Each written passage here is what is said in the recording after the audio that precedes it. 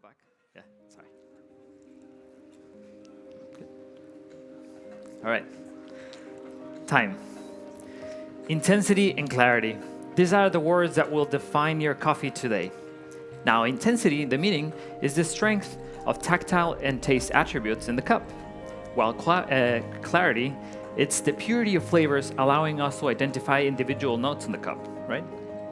Today, you're going to be tasting a spectacular Guatemalan coffee.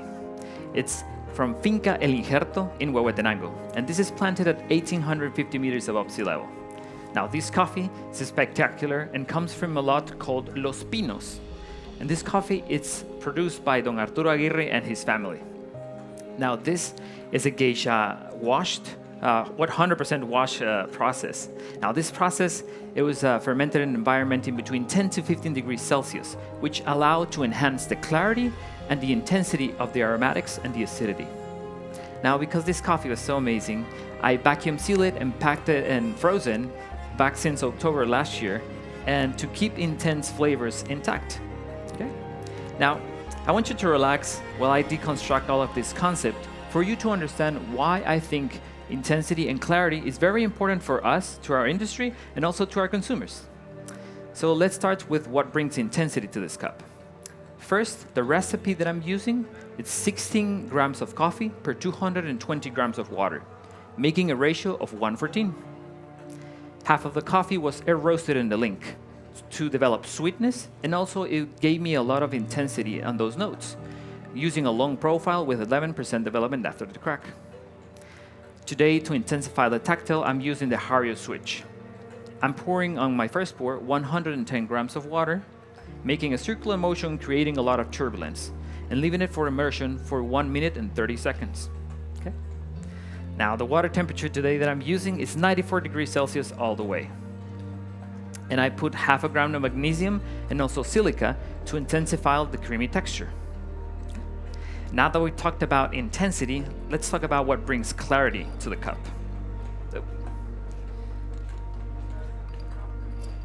The first variable is the coffee grinder that I'm using. I used a 43 millimeter grinder size with a conical burrs, and I grind it at 700 microns. This will give me a cleaner cup. Also, the switch material today, I used the ceramic because it maintains temperature while I'm pouring, and also will give me a brighter acidity. The second pour, which I'll do later, it's also 110 grams of water with the switch already open. This will create circular motion, finishing up on the edges, and this will give me a balance on the brew because I created a flat bed. Also, the filters that I'm using, the paper filters that I'm using are 25 microns, and this will give me a cleaner cup.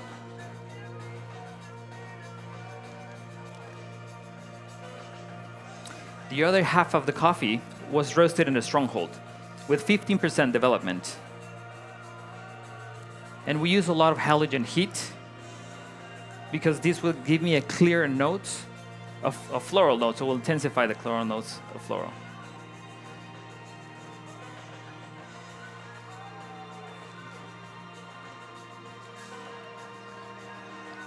Now that we talked about clarity and intensity, let's talk about the result.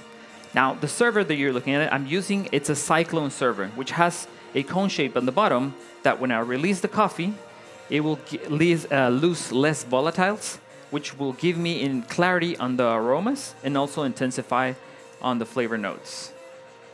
So please, I want you to write down the aromas right now. You're gonna have a high intensity of jasmine, a medium intensity of brown sugar, and a hint of black tea.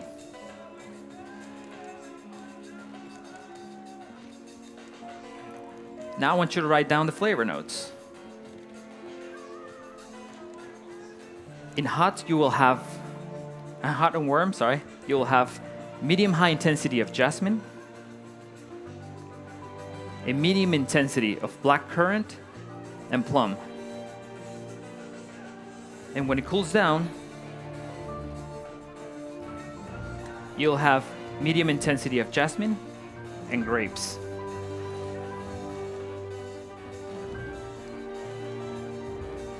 The aftertaste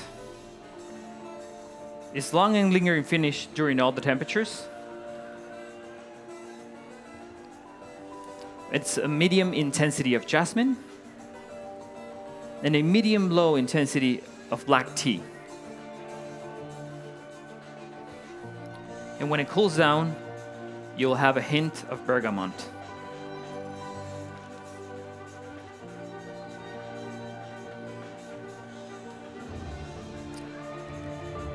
Now the acidity. The acidity is going to be when it's hot and warm.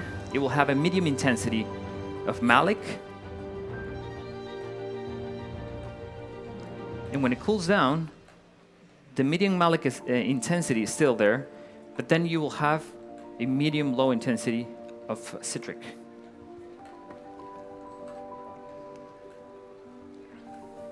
Now the sweetness is a medium intensity all the way.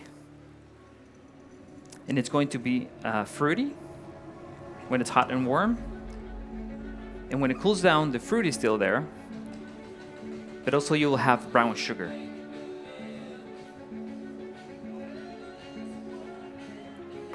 Now the mouthfeel, medium intensity as well, all the way. But when it's hot and warm, it's going to be creamy.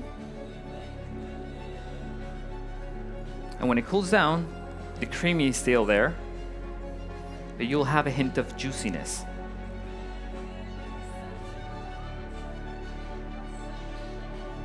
Perfect. Okay, judges. Now, when I give you the servers, I want you to evaluate their aromas, but don't swirl them. I'll do that for you, okay? So, let's begin. This is for you. This is for you. This is for you. Enjoy.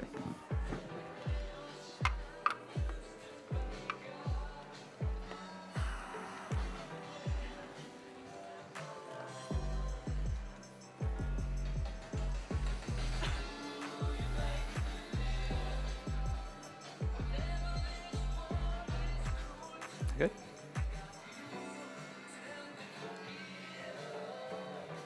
Good. So now the cups. The cups that I'm using today are the Origami Pinot Flavor Bowls. And I've used them for two different reasons. May I? The first one is because it gives me intensity on the tactile. May I? The second one is because it gives me clear notes that I gave you. May I? Perfect. Now, after almost 20 years in coffee, it is important for us to make the journey of specialty coffee easier and more accessible for consumers. It doesn't matter if you're an expert in coffee or you're just starting up. Everyone should be able to taste and identify flavors with clarity. A cup of coffee should have intense and well-defined attributes that it makes it easier and more enjoyable to drink coffee. So please let's just stay eager to explore different ways of bringing intensity and clarity to the specialty coffee experience. So, this is for you. Enjoy. Enjoy. Enjoy.